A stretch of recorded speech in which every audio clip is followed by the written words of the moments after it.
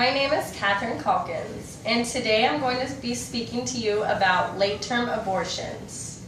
This is my audience.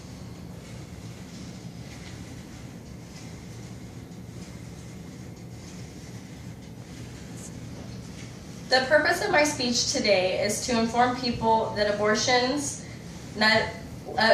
late-term abortion is inhumane, and more specifically, how the procedure is done. The most shocking fact that I found is that late-term abortions can be performed at up to 35 weeks of gestation. This is just a few short weeks of a full-term baby. Most pro-life supporters focus on the typical abortion. I will be focusing more specifically on late-term abortions, which are performed in the second and third trimester. In the second and third trimester, a baby is able to live on its own outside the womb, which can make this a traumatic event to learn about.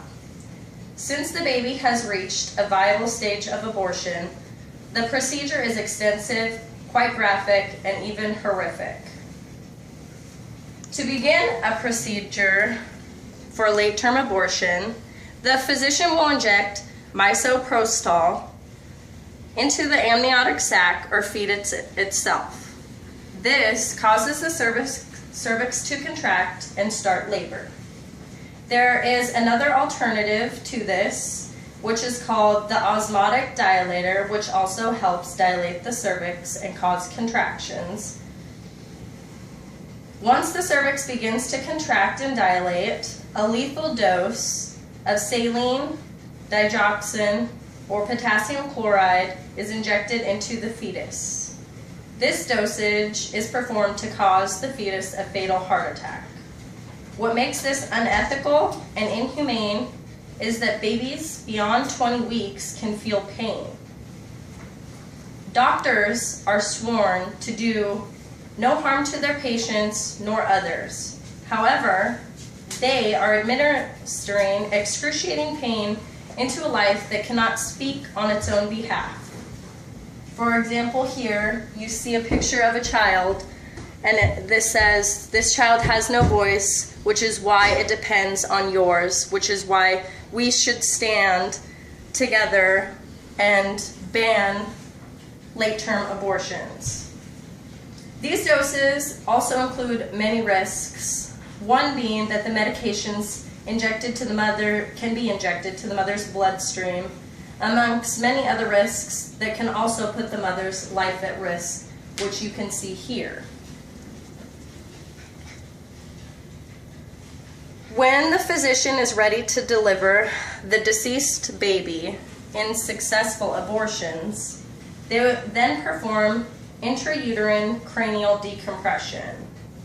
Before complete delivery of the baby, an incision or more graphic description of the physician inserts scissors into the baby's skull, which you will see here in the diagram, and opens the scissors to enlarge the hole. The scissors are then removed and suction device is inserted into the skull to suck the brain matter out of the baby.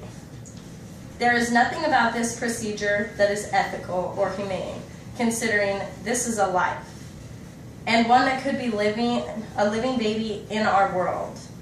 In some cases, an abortion can fail, whether it is in the first, second, or third trimester.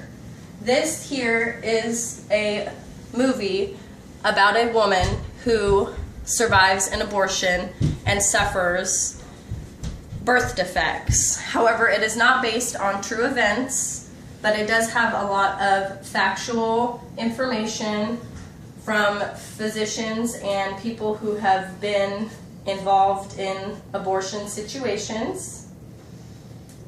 Survivors of the abortions will not only suffer from birth defects, but they can also suffer very severe psychological damage. While this is a heart-wrenching topic and touchy for many, I wanted others to know how cruel this procedure is by learning its process. The procedure is absolutely unethical and would be considered murder if the baby were born.